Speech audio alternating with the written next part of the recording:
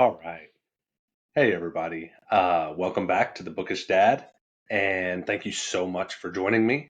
I have been having a blast doing these videos and want to thank you all so much for your support, your comments, your likes. We hit 50 subscribers this week, which is another big milestone. It looks like we're getting like 10 a week, which is awesome. Uh, so, on the last video, you saw I finished up the Akatar books. And for this next week, I wanted to start the Throne of Glass books. So this week we'll be going over the Assassin's Blade and Throne of Glass. They're both kind of small books, so I figured we'll go over both. For this, I chose to read these chronologically. So I went with the Assassin's Blade first and then got into Throne of Glass. So we'll go over the first book. Uh, I'll give a quick synopsis before I get into the spoilers. So, with the Assassin's Blade, it starts off, it is about a young girl. I think she's like 17 in this book, and she is the greatest assassin ever.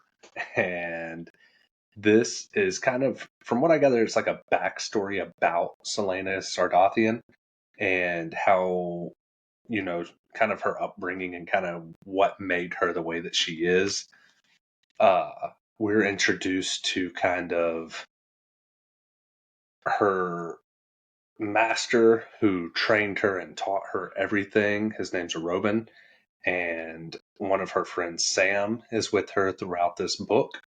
Uh, I ended up giving this book 4 stars because it was phenomenal, but it's also a novella, so it wasn't quite 5 stars. It's 4 little books, and it's really fun. As far as novellas go, it's probably the best one I've ever read. It was phenomenally written. It was a lot of character development like packed into it, and then it was like very fast paced. There was no real slowness to this book. Uh, I loved it. I thought it was awesome. I loved all the characters. Very, very sad book, but it was also a lot of fun to read. All right, so next we'll go over Throne of Glass.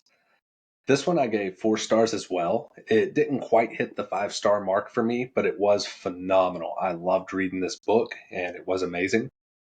If you plan on reading The Assassin's Blade first, like I did, I would kind of skip this part because there's going to be spoilers if you haven't already read it.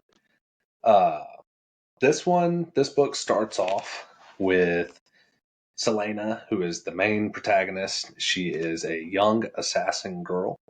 She is in a slave camp and has just been offered her freedom. So a young prince and his head of the guard show up and tell her, like, look, if you will come fight for the king at a chance to become his champion, you could win your freedom after 5 years of kind of doing whatever he says. So Selena's background is she is the most well-known assassin in her whole city. And so the king's son, the prince, wants her to kind of be his champion and to come and fight for her freedom and fight for the king. Uh, that is basically what this is about. That's like a quick synopsis. So, with that being said, I'll get into the spoilers. So, if you don't want spoilers, you can leave now.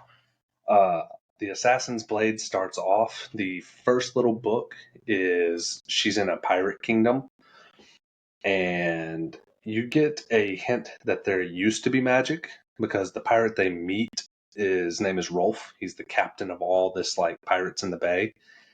And at one point he mentions like he has ships on his hands or maps on his hands that used to like move and have magic, so where he'd know where everything was, and he can no longer do that.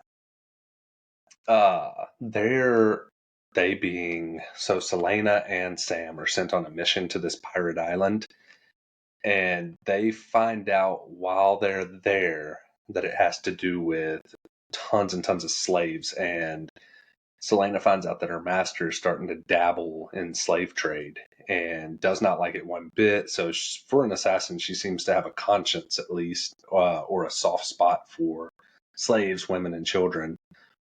Uh, so she decides she's not going to let this happen. Sam, it kind of seems like Selena is kind of a wild card. She's very like impulsive, very aggressive, and Sam kind of seems the opposite. He's very collective. He's very sit back and see what's going to happen, kind of by the book. And he tries to talk her out of it, but ends up going along with it. And it kind of seems they have more than a friendship. Throughout the book, you notice that they become a lot more than friends and become kind of lovers. Uh, he ends up helping her. So they free all these slaves and know that they're going to get in trouble, but don't really care. They get back, and this part really surprised me. Her master, a Robin, like beats the crap out of both of them, puts him in a mini coma, messes her face up really bad, and then sends her to the Red Desert, which is where the second book of this takes place. So, no, that's the third one. So, on her way to the Red Desert, she stops in a little town, and that is where the second book picks up. So, on her way in, she is in a little bar. She's all like messed up, and there is a young lady in there,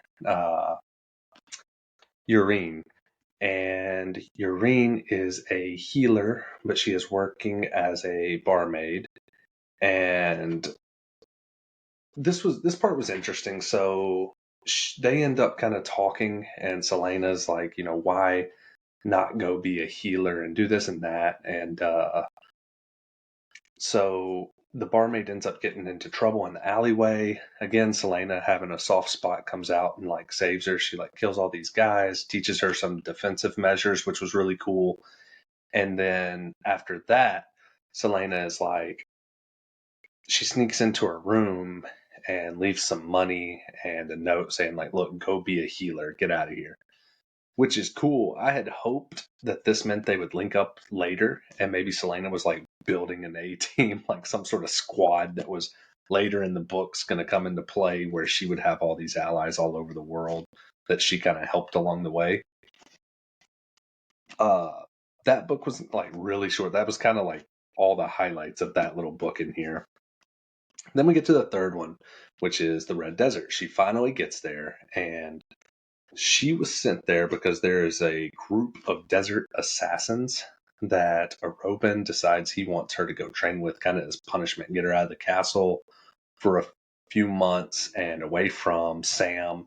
He makes her go alone, and she's not allowed to come back until the leader of these assassins okays it and like writes her a letter. So at this point, we are introduced to a girl by the name of Ares, I believe. She was probably one of my favorite characters. And what's really cool, here's another huge spoiler. What's really cool is somehow I was tricked into believing that she wasn't bad. At first, I had a couple like intuitions where I was like, nah, this girl's kind of sketchy. But I ended up falling for it. Her and Selena become best friends in this little like keep as she's learning all these different like techniques. But Selena does mention a couple times, like, why is she still here? Why is no one wanting to train her? Why is the master not deemed her worthy? But never, like, puts two and two together. So later on, Ares ends up betraying her, stabbing her in the back, killing a bunch of people in there, letting the bad guys into their castle, and even almost killing the leader of the people in the desert place.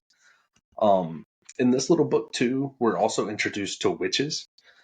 They're called Iron Teeth witches, and they seem really cool. Apparently, they like eat women and children, are super powerful. And all we know is that they have metal teeth, metal claws, and they were from Ares's lands, these dark wastelands, and that they kind of have been scattered all over the world. Uh, Also, in this book, the desert people, we're introduced to a merchant, and he has some stuff called spider silk. And it's not just like regular silk, it's made of some sort of stuff more powerful than steel. And it's fascinating. I thought this was probably the coolest part of this whole book, and it's just a little segment of it. So it goes in saying these enormous spiders who don't want money. They apparently they can talk. There's some sort of sentient beings, and they like to deal in. They'll like you trade them years off your life or dreams or things like that, and they'll give you this silk that's like impenetrable but flexible. Uh, she talks to this merchant, and he explains how he gave up some of the years of his life to get the silk, and kind of in good faith is like, look, if you ever stumble upon these spiders, would you be willing to, kill the one that took the years off my life?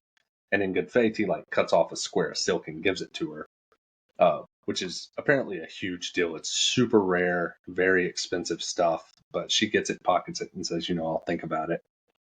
I just really like the idea of these enormous spiders, kind of like, Harry Potter has their take on the big talking spiders, but these seemed a little more magical. And then we get to, so she goes through the Red Desert.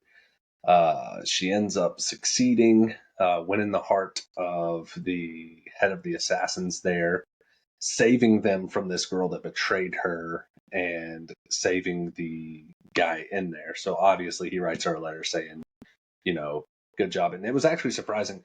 He notices that her face has been messed up by her master and tells her, like, hey, tell your master that we don't do that here, that it's not okay with us, that, he beats his apprentices. So I thought that was cool. Then we get to the fourth story, which is where Selena and Sam end up falling in love, which was super cute. She finally finds a little bit of peace, like a shred of humanity, and ends up buying her contract out from her master, Robin. And so she's finally like free per se. But that kind of backfired. So he ends up seeing it as losing something of his, ends up torturing and killing Sam, and she ends up getting taken away and sent to a far off dungeon or slave camp. And that's kind of how this one ends. And it was super depressing because you end up falling for Sam. I thought they were a super cool duo. I did not expect them to kill someone off in a novella, much less like the first book of the series. So I was pretty upset. Uh, but that's how this one ends. So then we get into Throne of Glass. Glass is the second book in the series. So now I will get into spoiler territory. Uh, if you're not wanting spoilers, now would be the time to leave. So this book, the prince that shows up is Prince Dorian, and the captain of the guard, his name is Kale. They show up at the slave camps and grab this notorious assassin, Shackler, and bring her back to their kingdom, where this mad king who has taken over most of the world through whatever means he's using uh, is having a tournament to find the best of the best so that he has a champion to go out and kill whoever he wants whenever he wants and kind of do his bidding. Selena has been offered, I think, 5 years of killing, and she has her freedom. She'll be free, whereas she was going to kind of die in the slave camps that she was in. So she sees no other choice but to kind of go fight and take over. Kel, the guy we met at the beginning, ends up kind of being not just her bodyguard, not bodyguard, but like her parole officer, and is going to like watch over her and make sure she's good. But at the same time, he's training her, going on runs with her, teaching her hand to hand combat that maybe she didn't get as an assassin, more like sword fighting, stuff like that. I think he kind of gets the vibe that she's not as good as she says, just because she's been in this prison for a year and it has taken a toll on her body, her stamina, her reflexes. But he quickly figures out that she is a far superior killer and she is ruthless and very good at what she does. And so he kind of like backs off on the training like that and kind of gets into stamina, getting her used to it, being in the kingdom the castle. It's called the Glass Castle, where the king is. She is put in these quarters off to the side.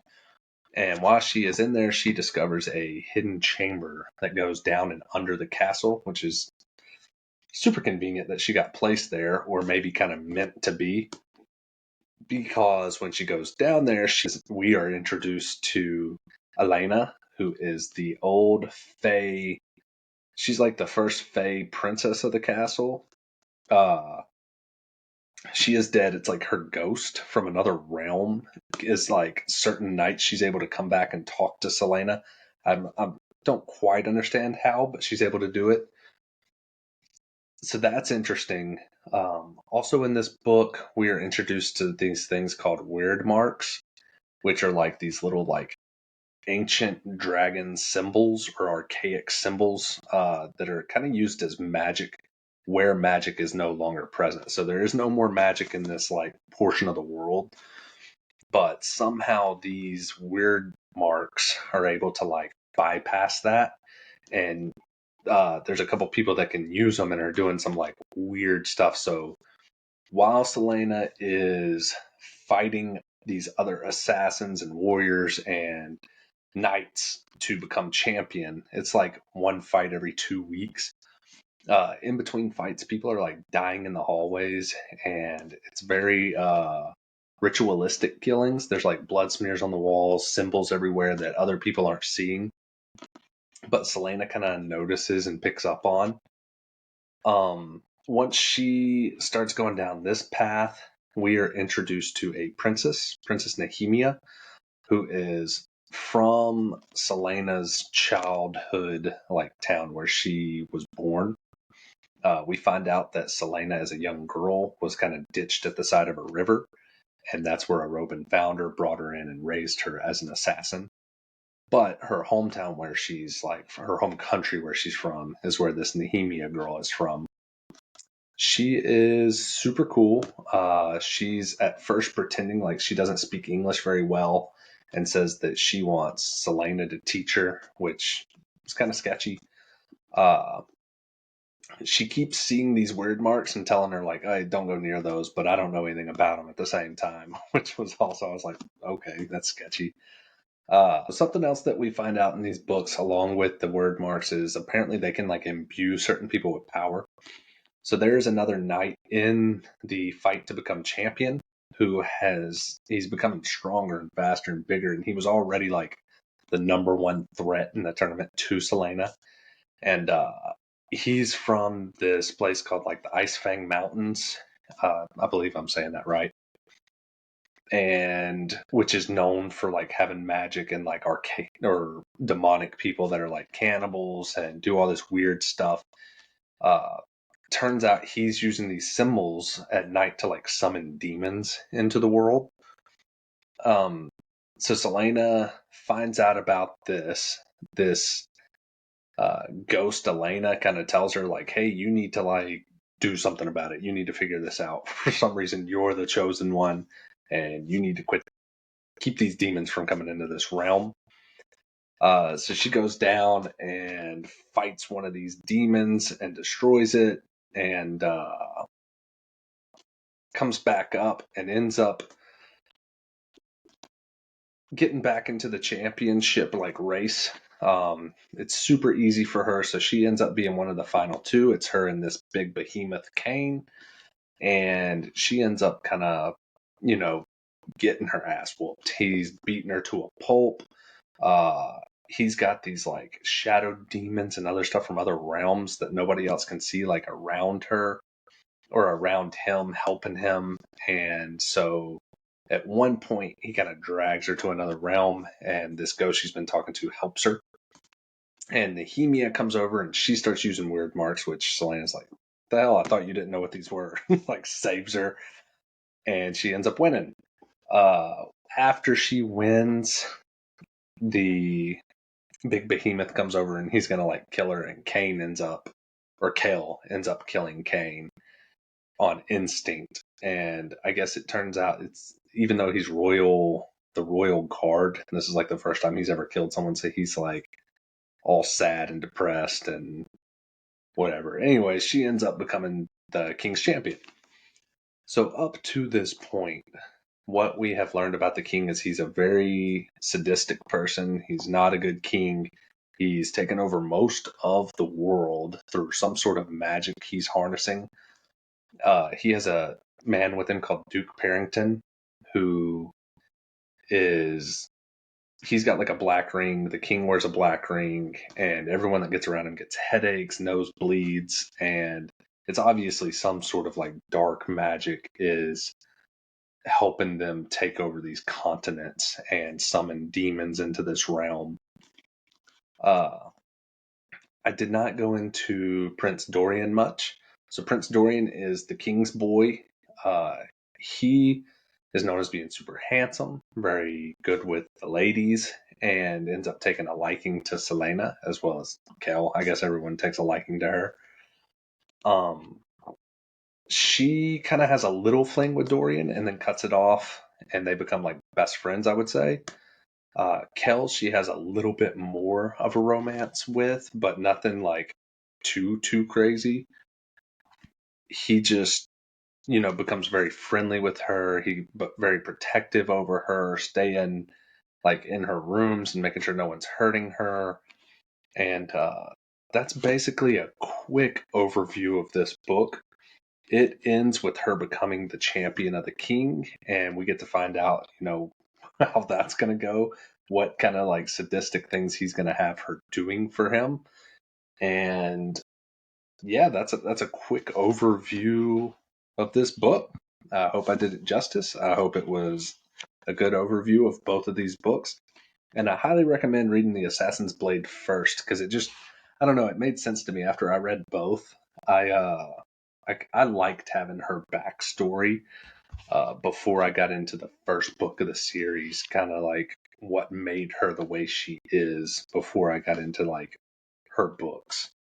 Anyways, y'all have a great week, and I hope you keep coming back. Drop a like, comment, and subscribe.